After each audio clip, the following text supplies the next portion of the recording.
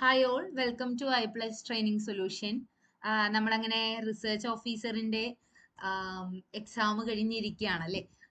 അത്യാവശ്യം എളുപ്പമായിരുന്നു അല്ലേ. എക്സാം അത്യാവശ്യം എളുപ്പമുള്ള എക്സാം ആയിരുന്നു. നമ്മൾ പ്രത്യേകിച്ച് സ്റ്റാറ്റിസ്റ്റിക്സിന്റെ കേസിൽ സ്റ്റാറ്റിസ്റ്റിക്സ് നമ്മൾ ഡിസ്കസ് ചെയ്ത ഭാഗങ്ങൾ തന്നെയാണ് ചോദ്യത്തിൽ വന്നിരിക്കുന്നത്. അതിൽ വലിയ ബുദ്ധിമുട്ടില്ലാതെ എഴുതാൻ പറ്റുന്ന രീതിയിലായിരുന്നു ക്വസ്റ്റ്യൻസ്. എന്നിരുന്നാൽ കൂടി നമുക്ക് നല്ലതിനു വേണ്ടി എക്സ്പെക്ട് ചെയ്യാം. നെഗറ്റീവ് വന്നവരും തെറ്റിപ്പോയവരൊന്നും വിഷമിക്കേണ്ട. എങ്ങനെയായിരിക്കും ഇതിന് ഇന്റർവ്യൂ കൂടിയുള്ള ഒരു എക്സാം ആയതുകൊണ്ട് നമുക്ക് പ്രതീക്ഷിക്കാം കട്ട് ഓഫ് എന്തായാലും ഒരു 30 കഴിഞ്ഞവണ 33 ആയിരുന്നു. ഇത്തവണ അതിലും കൂടാനാണ് സാധ്യത കാണുന്നത്. കാരണം ഒരു സിംപ്ലിസിറ്റി. പക്ഷെ മാത്സ് ബുദ്ധിമുട്ടായിരുന്നു എന്ന് പറഞ്ഞു. മാത്സ് പഠിച്ചവർക്ക് അതൊരു നെഗറ്റീവായിട്ട് വന്നിട്ടുണ്ടാവാം. പക്ഷേ സ്റ്റാറ്റിന് നോക്കുമ്പോഴത്തേക്ക് സ്റ്റാറ്റ് ഡയറക്റ്റ് ക്വസ്റ്റ്യൻസ് ആയിരുന്നു. കഴിഞ്ഞ സ്റ്റാറ്റിസ്റ്റിക്കൽ അസിസ്റ്റന്റ് ഒക്കെ നോക്കുമ്പോൾ ഉള്ളത്ര വലയിപ്പിച്ചില്ല ഉദ്യോഗാർത്ഥികളെ. കുറച്ചും കൂടി എന്താണ് ഡയറക്റ്റ് ക്വസ്റ്റ്യൻസ് തന്നിട്ടാണ് എന്താണ് ക്വസ്റ്റ്യൻസ് ഇട്ടിരിക്കുന്നത്. അപ്പോൾ നമുക്കിന്ന് സ്റ്റാറ്റിന്റെ ഡീറ്റെയിൽഡ് ആയിട്ടുള്ള ഒരു വിശകലനമാണ് ചെയ്യുന്നത്. അപ്പോൾ നിങ്ങൾക്ക് പോയതാണെങ്കിൽ കൂടി അത് എന്തുകൊണ്ടാണ് തെറ്റിയതെന്ന് പഠിക്കുക. അങ്ങനെയാണെങ്കിലേ നമുക്ക് എന്ത് ചെയ്യാൻ പറ്റുള്ളൂ, അടുത്ത എക്സാമിന് വേണ്ടിയിട്ട് അത് പ്രിപ്പയർ ചെയ്യാൻ പറ്റുള്ളൂ. ഓക്കെ, ആദ്യത്തെ ക്വസ്റ്റ്യൻ നോക്കൂ.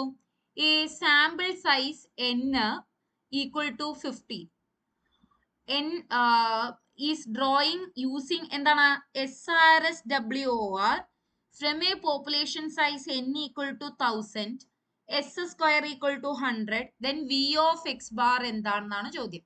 നമുക്കറിയാം എന്താണ് v ഓഫ് x ബാർ ഏതില് SRSWOR എന്താണ് n minus n by n into S square by n ആണ് അല്ലെ. ഇപ്പൊ ഇക്വേഷനിലേക്ക് ഇട്ട് കൊടുക്കുക. എങ്ങനെ ഇട്ട് കൊടുക്കുക?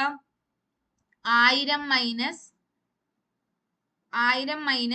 50 ബൈ 1000 ഇൻറ്റു 100 ബൈ 50 അല്ലെ. ഇവിടെ എഴുതാൻ സ്ഥലമില്ല, ഞാൻ ഇവിടത്തേക്ക് എഴുതാം കേട്ടോ.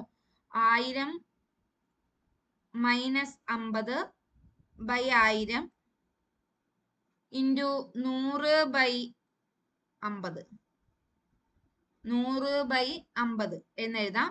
അപ്പൊ നമുക്കിത് 950 ബൈ 1000 അല്ലെ ഇൻറ്റു 100 ബൈ 50 എന്ന് എഴുതാം. ഇവിടുത്തെ 0 ഇവിടെ വെട്ടാം. ഇവിടെ വീണ്ടും 2 0 ഉണ്ട്, അത് നമുക്ക് ഇവിടെ കളയാം അല്ലെ. അപ്പൊ നമുക്ക് എന്ത് കിട്ടും? 95 ബൈ 50 എന്താണ് 95 ബൈ 50 എന്ന് കിട്ടും. 95 ബൈ 50 നമ്മൾ കാൽക്കുലേറ്റർ എടുത്ത് നോക്കുകയാണെങ്കിൽ 95 ബൈ 50 1.9 വീണ്ടും റെഡ്യൂസ് ചെയ്തിട്ട് കണ്ടുപിടിക്കാം. അപ്പോൾ 1.9 അതായത് 51 ബി ആണ് കറക്റ്റ് ആൻസർ എന്ന് പറയുന്നത്. ബി ആണ്. ഇത് ഡി കോഡ് ഉള്ളതാണ്. ഇത് പല കോഡുകളായിരിക്കുമല്ലോ കിട്ടിയത്. ഇത് ഡി സീരീസ് ആണ്. ഡി സീരീസിൽ 51ാമത്തെ ക്വസ്റ്റ്യന്റെ ആൻസർ എന്ന് പറയുന്നത് 1.9 ആണ്. ക്ലിയർ ആണല്ലോ. ഇനി അടുത്തത്, A bag contains red and 3 black balls. another bag B contains 2 red and 5 black balls. One bag is selected at random and ball is drawn. It happens to be red. What is the probability that it comes from the first bag എന്നുള്ളതാണ് ചോദ്യം.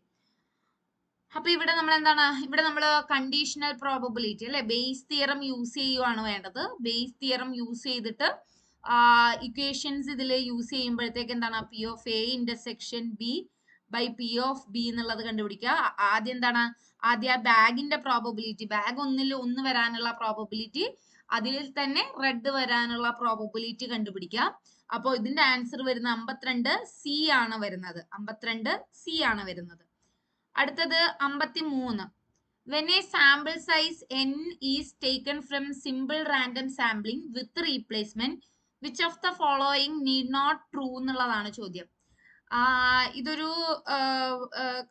Confusion ഉണ്ടാക്കുന്ന question ആയിരുന്നു അല്ലേ ഇത്. കാരണം ഏതാണ് ഇതിൽ correct എന്നുള്ള ഒരു കൺഫ്യൂഷൻ ഉള്ളതായിരുന്ന ക്വസ്റ്റ്യൻ ആയിരുന്നു. ഇതിൽ ചെറിയൊരു ഡൗട്ട് ഉണ്ട്. കാരണം വേരിയൻസ് ഓഫ് സാമ്പിൾ മീൻ എന്ന് പറയുന്നത് യെസ് ഇറ്റ് ഈസ് നമുക്ക് n - n by n - 1 into sigma square by n ആണ് എങ്കിൽ കൂടി ഈ കറക്ഷൻ ഇല്ലെങ്കിൽ കൂടി ഇത് ആക്സെപ്റ്റബിൾ ആണ്. പിന്നെ ഇതില് മോർ ആയിട്ട് ട്രൂ അല്ലാതെ വരുന്നത് S square is an unbiased estimator of population variance എന്നുള്ളതാണ്. S square is unbiased estimate of the population. കാരണം എസ് സ്ക്വയർ എന്ന് പറയുന്നത് 1/n-1 എന്ന് വരുന്നതാണ്. അപ്പൊ അതെപ്പോഴും പോപ്പുലേഷൻ വേരിയൻസിനോട് എന്താവണമെന്നില്ല, അൺബയാസ്ഡ് ആവണമെന്നില്ല. എങ്കിൽ കൂടി ഇതൊരു എന്താ പറയാ, ഈ ഒരു കണ്ടീഷൻ സി ഒരു option sigma square by n എന്ന് കൊടുത്തതും അതുപോലെ തന്നെ സാമ്പിളിംഗ് വിത്ത് റീപ്ലേസ്മെന്റ് എന്ന് കൊടുത്തത് കൊണ്ടും മേ ബി ഇവിടെ നിലവിൽ ഇതിന്റെ ആൻസർ ഓപ്ഷൻ ഡി ആണ്. എന്നാൽ കൂടി ഇവിടെ ഒരു നമുക്കൊരു എന്താ പറയാ ചാലഞ്ചിങ്ങിനുള്ള ഒരു സാധ്യത ഞാൻ കാണുന്നുണ്ട്. കാരണം ഈ ഒരു സാമ്പിൾ മീനിന്റെ ഇക്വേഷൻ ഇങ്ങനെ ഒരു കറക്ഷൻ ഫാക്ടർ ഇല്ല എന്ന് പറഞ്ഞിട്ട് അത് എത്രത്തോളം ആക്സെപ്റ്റബിൾ ആവും എന്നുള്ളത് ഇനി നമ്മൾ ബുക്കൊക്കെ അതിനെ സപ്പോർട്ട് ചെയ്ത് വെച്ചാലേ പറ്റുള്ളൂ. എന്നിരുന്നാൽ കൂടി ഇതൊരു കൺഫ്യൂഷൻ ഉണ്ടാക്കിയ ക്വസ്റ്റ്യൻ ആണ് കുട്ടികളിൽ കൂടുതൽ. ഇനി അടുത്തത് 54ാമത്തെ ക്വസ്റ്റ്യൻ ആണ്. 54ാമത്തെ ക്വസ്റ്റ്യൻ എന്ന് പറയുന്നത് എന്താണ്? Let xn be a sequence of random variable that xn എന്താണ് എക്സിലേക്ക് and G dot B a continuous function then which of the following statement is true എന്നുള്ളതാണ്. ഇതിൽ എന്താ ഉത്തരം? ബോത്ത് എ ആൻഡ് ബി ആണ് കറക്റ്റ് ആയിട്ടുള്ള answer. 54 both A and B, ഈ ഒരു സ്റ്റേറ്റ്മെന്റും രണ്ട് സ്റ്റേറ്റ്മെന്റും ട്രൂ ആണ്. ജി ഓഫ് എക്സിന് എന്താവും? ജി ഓഫ് എക്സിലേക്ക് വരും. ജി ഓഫ് എക്സിന് പ്രോബബിലിറ്റി ജി ഓഫ് എക്സിലേക്ക് വരും. അപ്പൊ ഇത് രണ്ടും option both A and B ആണ് ഇതിൽ ട്രൂ. അടുത്തത് a stratified population as strata n1 n2 അതിന്റെ ഡാറ്റാസ് തന്നിട്ടുണ്ട്. Under proportional allocation for total sample size n equal to 50 then the sample size in seconds stratum is എന്നാണ് ചോദിച്ചത്. നമുക്കറിയാം ni എന്ന് പറയുന്നത് ni by n into n ആണ് അല്ലെ. അപ്പൊ ഇവിടെ ni ആണ് കണ്ടുപിടിക്കേണ്ടത്. ക്യാപിറ്റൽ ni എന്ന് പറയുന്നത് 300 ആണ്. ബൈ n ടോട്ടൽ എത്രയാണ്? 300 പ്ലസ് 200 500 ഇൻറ്റു 50 അല്ലെ, ഇൻറ്റു 50. അപ്പോ ni എന്ന് പറയുന്നത് 300 ബൈ 500 ഇൻറ്റു 50. അപ്പൊ ഇതിവിടെ കട്ടായി പോവും. 3/5 ഇൻറ്റു 50 10 അപ്പൊ 30. Correct answer is 30. 55 correct answer option B 30 ആണ്. അടുത്തത് 56 ആണ്. 56 if A statistic is complete and sufficient then the UMVU estimator is unique if exist എന്നുള്ളതാണ്. അതായത് ഒരു സ്റ്റാറ്റിസ്റ്റിക് കംപ്ലീറ്റും ആണ് സഫിഷ്യന്റും ആണെങ്കിൽ അതെന്താണ്? യുണീക്ക് ആണെന്നുള്ളതാണ്. ലെമ്മൻ ഷെഫയുടെ ഒരു തിയറി നോക്കിയിട്ടാണ് ഇത് ഇവിടെ പറയുന്നത്. It is unique if it exist. അപ്പൊ 56 ബി ആണ് കറക്റ്റ് ആൻസർ. അടുത്ത എന്താണ്? In hypothesis testing the probability of rejecting true null hypothesis called. Simple ആണല്ലോ. Probability of rejecting true null hypothesis എന്ന് പറഞ്ഞാൽ എന്താണ്? ടൈപ്പ് 1 എറർ ആണ്. ടൈപ്പ് 1 എറർ വരാനുള്ള പ്രോബബിലിറ്റി. അപ്പൊ പ്രോബബിലിറ്റി ഓഫ് ടൈപ്പ് 1 എറർ എന്ന് പറയുന്നത് സിഗ്നിഫിക്കൻസ് ലെവൽ സി ആണ് കറക്റ്റ് ആൻസർ. അടുത്തത് the Kolmogorov Smirnov test is based on. നമ്മൾ പഠിച്ചതാണ്. Case test 1 സാമ്പിളിനുണ്ട്, 2 സാമ്പിളിനുണ്ട്. അതിൽ EDF-ഉം CDF ഒക്കെ നോക്കിയതാണ് അല്ലെ. അപ്പൊ ഇവിടെ കറക്റ്റ് ഓപ്ഷൻ വരുന്നത് maximum deviation between empirical and theoretical, EDF and CDF. Okay, empirical and theoretical distribution function. 58 B ആണ് correct answer. അടുത്ത the Mann-Whitney U test is most appropriate when. എപ്പോഴാണ് Mann-Whitney U test appropriate ആയിട്ടുള്ളത് എന്നാണ് ചോദ്യം. നമ്മൾ പഠിച്ചതാണ് എന്ത്? U test യൂസ് ചെയ്യുന്നത് എപ്പോഴാണ്? Mann-Whitney U test. ഒരു മിനിറ്റ്, അതിന്റെ ആൻസർ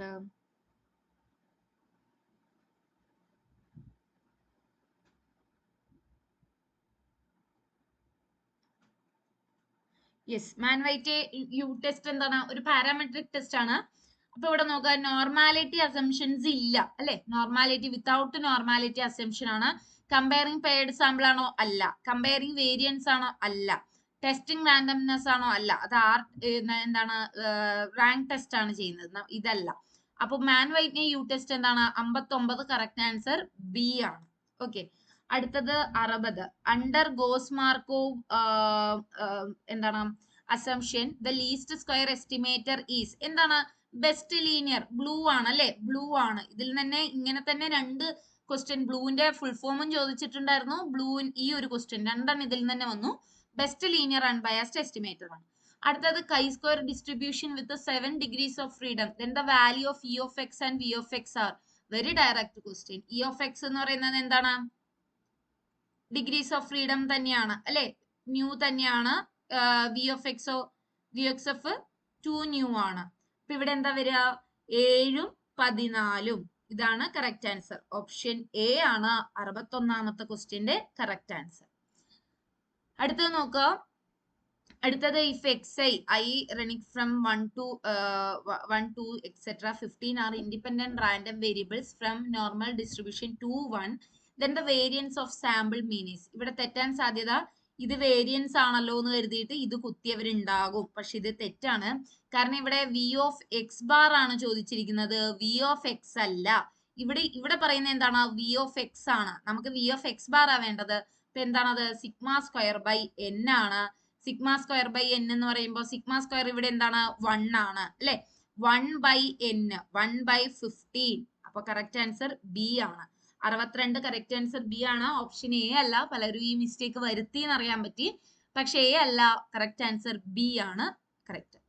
അടുത്തത് if T follows student T distribution with n degrees of freedom then T square follows. എത്രയോ തവണ നമ്മൾ ക്വസ്റ്റ്യൻസിലും അതുപോലെ തന്നെ വളരെ ഇമ്പോർട്ടന്റ് ആയിട്ട് പറഞ്ഞു പോയതാണ് F1n ആണ്. ഇത് T⁻⁻2 ഫോളോ ചെയ്യുന്നതാണ് Fn1 എന്ന് പറയുന്നത്. അപ്പൊ കറക്റ്റ് ആൻസർ ഇവിടെ എന്താണ്?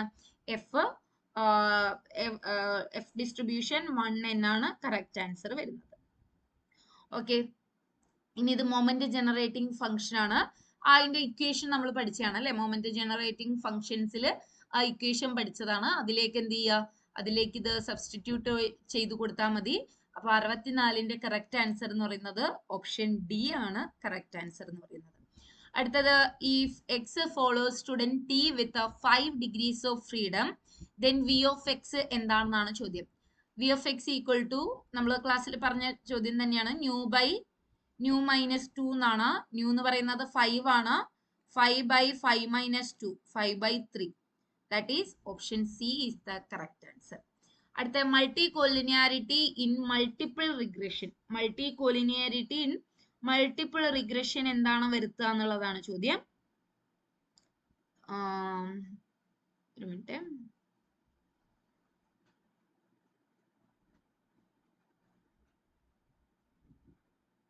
മൾട്ടികോളിനിയാരിറ്റിന്റെ ഉത്തരം നോക്കട്ടെ.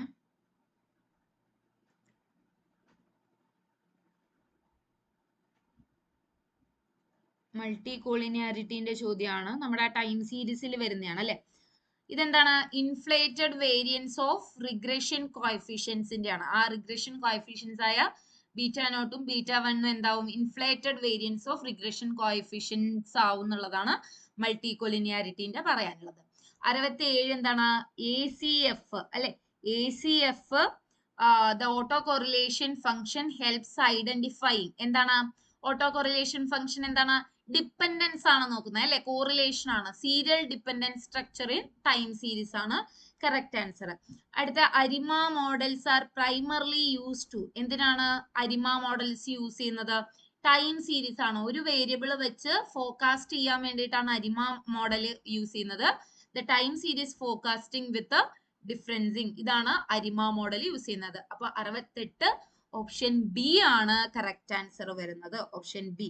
ഇവിടെ നേരത്തെ പറഞ്ഞാല് 67 ഓപ്ഷൻ ബി ആയിരുന്നു, 66ഉം ബി ആയിരുന്നു. 3 എണ്ണം അടുപ്പിച്ച് ബി ആണ് വന്നിരിക്കുന്നത്.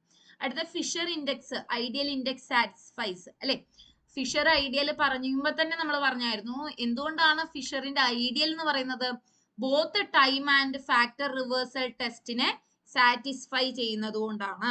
അപ്പൊ 69 കറക്റ്റ് ആൻസർ എന്ന് പറയുന്നത് ഓപ്ഷൻ സി ആണ്. ഇനി അടുത്ത നെറ്റ് റീപ്രൊഡക്ഷൻ റേറ്റ് അല്ലെ. നെറ്റ് റീപ്രൊഡക്ഷൻ റേറ്റ് എന്താണെന്നാണ് ചോദിച്ചിരിക്കുന്നത്. ഇവിടെ നിങ്ങൾ നോക്കുക, ടോട്ടൽ നമ്പർ ഓഫ് ബർത്ത് ആണോ? അല്ല. ക്രൂഡ് ഡെത്ത് റേറ്റ് അല്ല. മൈഗ്രേഷൻ അഡ്ജസ്റ്റഡ് ഫെർട്ടിലിറ്റി അല്ല. കാരണം എന്താന്ന് വെച്ചാല് എന്തിനാ ഫെർട്ടിലിറ്റിയിൽ മൈഗ്രേഷൻ അഡ്ജസ്റ്റ് ചെയ്യേണ്ട കാര്യമില്ല അല്ലെ.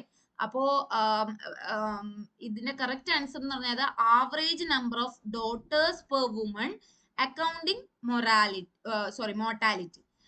അപ്പൊ അതായത് ഒരു സ്ത്രീക്ക് എത്ര പെൺകുട്ടികൾ ജനിക്കുന്നു അപ്പോഴാണല്ലോ പുതിയ വീണ്ടും റീപ്രൊഡക്ഷൻ അതിന്റെ സൈക്കിള് പോകുന്നത്. അതുകൊണ്ടാണ് average number of daughters per woman accounting mortality.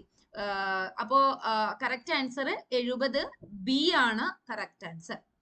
അടുത്തത് under SRSWR if sample size is doubled the variance of sample mean becomes.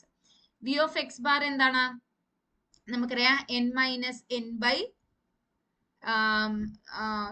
SRSWR ആണ് അല്ലെ, n-1/n s²/n ആണ്. അപ്പൊ അതിന് പകരം എന്താവുകയാണ്, n-1/n s²/2n ആണ്.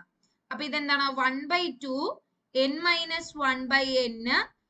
s²/n. അപ്പൊ എന്തായി, ഹാഫ് ആവുകയാണ് ചെയ്തത്. അപ്പൊ കറക്റ്റ് ആൻസർ 71. കറക്റ്റ് ആൻസർ എന്താണ്, ബി. കറക്റ്റ് ആൻസർ ബി ആണ് കറക്റ്റ് ആൻസർ. അടുത്ത if A sampling fraction is negligible then finite population correction is approximately, നമ്മൾ അവസാന ക്ലാസ്സിലും കൂടി പറഞ്ഞതാണ്, 1 - f ആണ് എന്താണ് സാമ്പിൾ കറക്ഷൻ അല്ലെ. അപ്പൊ സാമ്പിൾ ഫ്രാക്ഷൻ എന്ന് പറയുന്നത് എഫിന്റെ ആണ്. അപ്പൊ സാമ്പിൾ ഫ്രാക്ഷൻ കളഞ്ഞാൽ 1 - 0 എന്താണ് 1. വളരെ സിമ്പിൾ ആയ ക്വസ്റ്റ്യൻ ആയിരുന്നു. 72A. അടുത്ത വേരിയൻസ് എസ്റ്റിമേറ്റർ SRSWOR ന്റെ വേരിയൻസ് എന്തായിരിക്കും? SRSWOR ആണ് more efficient. It is always less than SRSWR. നമ്മൾ ഇത് പഠിച്ചതാണ്. SRSWOR ന്റെ വേരിയൻസ് കുറവാണ്, SRSWOR ആണ് മോർ എഫിഷ്യന്റ് എന്നും നമ്മൾ നോക്കിയതാണ്. Okay, which of the following best characterises a UMVU estimator? എന്താണ് UMVU estimator? Unbiased and minimum variance among all unbiased estimator. കാരണം നമ്മൾ ആദ്യമേ നോക്കിയതാണ്, അൺബയാസ്ഡ് എസ്റ്റിമേറ്റേഴ്സിൽ മാത്രമേ എന്ത് വരുള്ളൂ, UMVU വരുള്ളൂ. ഓൾ എസ്റ്റിമേറ്റർ അല്ല. ഇതൊരു കൺഫ്യൂസിംഗ് പാർട്ട് ആയിരുന്നു. Unbiased and minimum variance among all unbiased estimator ആണ്. 74. കറക്റ്റ് ആൻസർ ബി ആണ്. അടുത്തത് റാവോ ബ്ലാക്ക്വെൽ തിയറത്തിന്റെ ആണ്. റാവോ ബ്ലാക്ക്വെൽ തിയറം പഠിക്കുമ്പോൾ തന്നെ നമ്മൾ പറഞ്ഞു എന്താണ്, ഒരു സ്റ്റാറ്റിസ്റ്റിക്കിനെ കിട്ടിയിട്ട്, ഒരു ബയാസ്ഡ് സ്റ്റാറ്റിസ്റ്റിക്കിനെ കിട്ടിയിട്ട് അതിനെ സഫിഷ്യന്റ് സ്റ്റാറ്റിസ്റ്റിക് വെച്ച് കണ്ടീഷൻ ചെയ്യുന്നതായിരുന്നു എന്ത്, റാവോ ബ്ലാക്ക്വെൽ. അത് തന്നെയാണ് ചോദ്യം വന്നത്. The Rao Blackwell theorem primarily improves an estimator by reducing variance via conditioning on sufficient statistics. എന്താണ്, സഫിഷ്യന്റ് സ്റ്റാറ്റിസ്റ്റിക്കില് വെച്ച് കണ്ടീഷൻ ചെയ്യുന്നു, എന്നിട്ട് എന്ത് ചെയ്യുന്നു, വേരിയൻസ് കുറക്കുന്നു എന്നുള്ളതാണ് റാവോ ബ്ലാക്ക്വെല്ലിന്റെ അല്ലെ. ഒരു ബയാസ്ഡ് എസ്റ്റിമേറ്ററിനെ സഫിഷ്യന്റ് സ്റ്റാറ്റിസ്റ്റിക് വെച്ചിട്ട് നമ്മൾ എന്ത് ചെയ്യുന്നു, കണ്ടീഷൻ ചെയ്യുന്നതായിരുന്നു റാവോ ബ്ലാക്ക്വെൽ തിയറം. അത് ഡയറക്റ്റ് ചോദ്യമായിരുന്നു. അതിന്റെ ആൻസർ എന്താണ്, ഓപ്ഷൻ ബി ആണ് കറക്റ്റ് ആൻസർ. ഇത്രയുമാണ് നമ്മുടെ സ്റ്റാറ്റിസ്റ്റിക്സിലെ ക്വസ്റ്റ്യൻസ് വന്നിരിക്കുന്നത്. കമ്പാരിറ്റീവ്ലി ഈസി ഉള്ള ഒരു ഈസി ടു മോഡറേറ്റ് ഉള്ള ക്വസ്റ്റ്യൻ ആയിരുന്നു സ്റ്റാറ്റിസ്റ്റിക്സിൽ ഉള്ളത്. അപ്പോൾ നിങ്ങൾ എല്ലാവരും നന്നായിട്ട് ഇത് അറ്റൻഡ് ചെയ്തു എന്ന് വിചാരിക്കുന്നു. ഇനി അഥവാ ഇതിൽ മാർക്ക് സ്കോർ ചെയ്യാൻ പറ്റിയില്ലെങ്കിൽ എവിടെയാണോ തെറ്റിയത് അവിടെ നിന്ന് നമുക്ക് വീണ്ടും പഠിക്കാം, അറിവുകൾ വലുതാക്കാം, അടുത്ത പരീക്ഷയ്ക്ക് വേണ്ടിയിട്ട് നന്നായിട്ട് പ്രിപ്പയർ ചെയ്യാം. Okay, thank you.